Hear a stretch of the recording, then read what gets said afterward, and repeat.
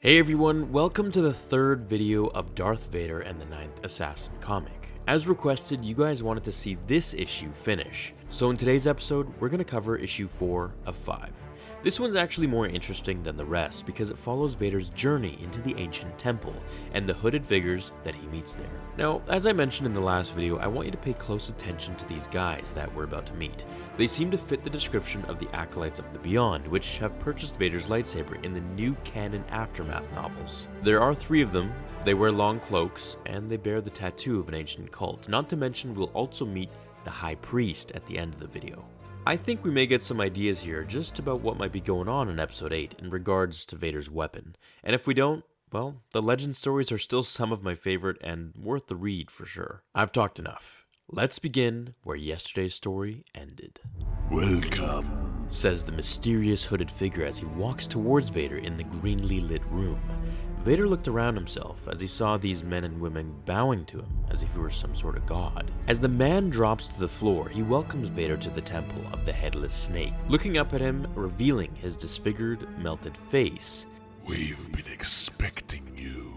As he pardons the others, telling Vader they've been expecting him for a long time. Showing him around, the man points to the energy core, a reactor system that he refers to as Basis.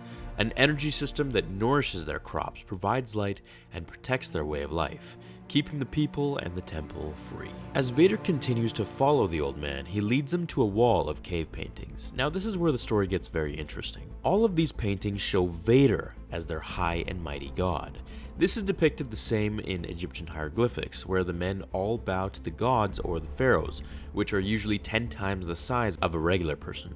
This is done to showcase just how grand and larger than life that entity was. Also, when George was making episode 4, he wrote the ancient Book of the Wills. Now the Wills were supposed to be godlike creatures that would watch over Star Wars as a whole, seeing the events of Vader, Luke, and Obi-Wan. So maybe this idea is paying some homage to that.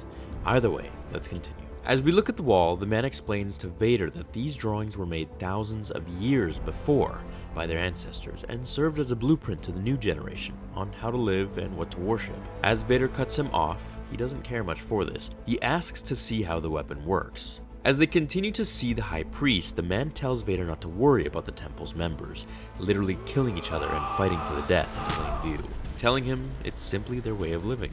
As the people touch and grab at Vader like he's a celebrity, the man tells them to rejoice, for half of the prophecy has been fulfilled. Vader is met by more elders. We have been expecting you.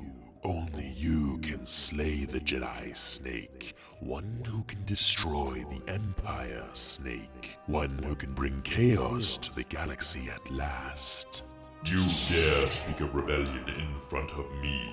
Admit your role in the attempted assassination of the Emperor. Claim your reward of a merciful, quick death. As the priests lower their heads and tell him to strike them down, Vader gets weirded out and pauses, exclaiming how crazy this is, telling the man who brought him there that he will ask only one more time, to show him how the weapon works, choking him with his hand as the other 3 priests get even more excited and all whisper, Yes, kill him now.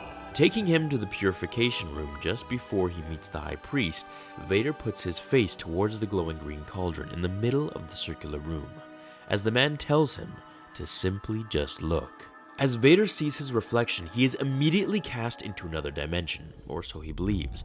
As vines control him and disable his respirator, his mask is ripped off and thrown to the floor.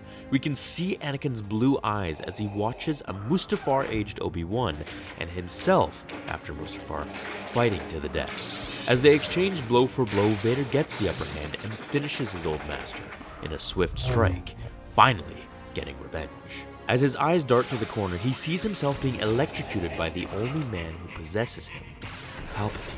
As he withers to the floor, dying, he calls upon his hatred and fuels his powers to choke Palpatine and cause him to blast himself with his own attack, killing him and standing above him, triumphant. As we see Vader in all white, we can appreciate the symbolism the artist is trying to portray here. After killing the Emperor, he's pure of heart and back to his original self as Anakin. Transparent in nature, with nothing to hide. He's then seen as this triumphant mighty god wearing the headless snake crest on his suit, standing in space, controlling the galaxy. fully unchained and now free to unleash his powers as he wants. Coming out of the vision, Vader is awoken by the man's voice, telling him that this is their way, bound by no masters, code, or empires, just himself and his powers to use as he wished. Entering the final room, he comes to a large core where the beam is being emitted from. As he walks towards it, he summons the crystal from the center, which is being focused by a circle of elders all praying to move it with their minds. As Vader holds the crystal, they tell him it amplifies a beam's powers by the trillions. Sounds like this could be useful to the Death Star, don't you think? As Vader asks what the other half of the prophecy is, the High Priest tells him that he is to bring glorious chaos to all who seek it when the 3 stars align. As Vader begins to destroy the place by not putting the crystal back to be harnessed, he tells the High Priest that he will kiss the Emperor's foot or be killed, where the priest defiantly replies, "No." Breaking the ceiling and their energy source with it, the assassin steps back in shock as he watches the light show from afar, watching Vader heroically walk out of the burning place and heading right for him.